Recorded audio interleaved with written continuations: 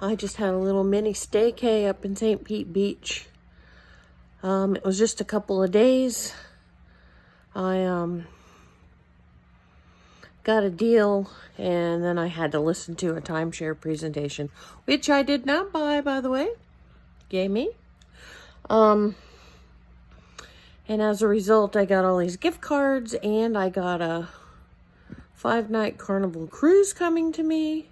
Some of you frown upon that. I don't. I'm looking forward to it whenever cruises operate again. But it was a peaceful couple of days where I didn't have to get up early and I didn't have to go to work, and I got to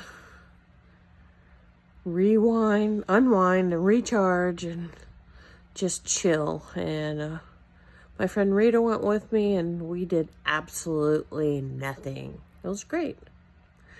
Sometimes you just need to do that.